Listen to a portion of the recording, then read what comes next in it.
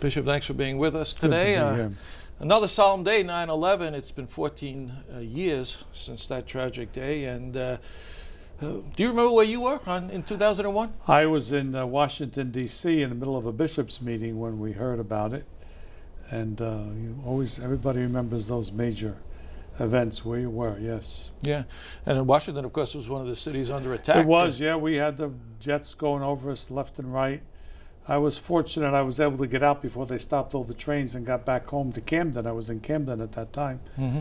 So we started to look at what was happening, and it all took almost a day before we realized how immense this tragedy was. Yeah, some people are saying it's been 14 years. Do we have to go through this big commemoration every year? At what point is enough is what they're saying. Well, do you think this is an appropriate way to commemorate the day? I think it's good. We're not going to forget. We can't forget this.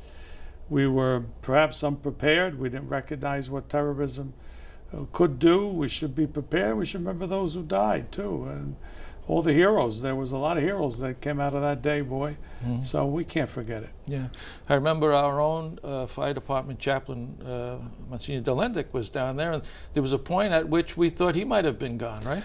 Right. It was reported that he was. So I was talking to him actually last week, and he went through the whole thing, and he's still very much emotional about it. Mm-hmm. It was a really traumatic experience for anybody that was close to it. Yeah. What do you think the significance of that day was? As you look back, was it, some people will say, well, that was really the start of a third world war, a different kind of a world war? Well, it could be, if you want to look at it that way, the war on terrorism and terrorism on civilization. It's a different kind of war. It's a war of cowards, really. Terrorism is what cowards do. And it's unfortunate that this exists. The misunderstanding of the world is still there. Changes need to be made, but it has to be done in a civilized way. Mm-hmm. They have the reading of the names this morning. They were all read out one by one, yes. And we have the moments of silence at the appropriate moments. You think that's a proper way to commemorate this? I think so. I think for the people involved, the people who have lost loved ones, that gives them some ability to remember and to be present at the site, which is important. But more importantly is that we pray for those who have departed. And being on the site itself is one thing, but when we celebrate the Eucharist, we always remember the dead.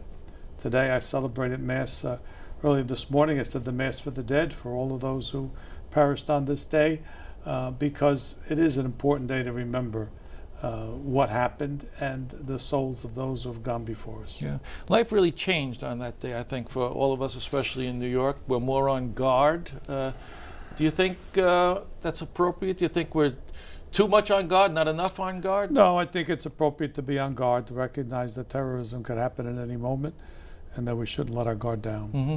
How should we go about our own day-to-day activities, though? That's the question. You can't live under a threat. You have to live normal lives, but at the same time, we're cautious about anything that could threaten life. Yeah. Have you been to the site at all, Bishop?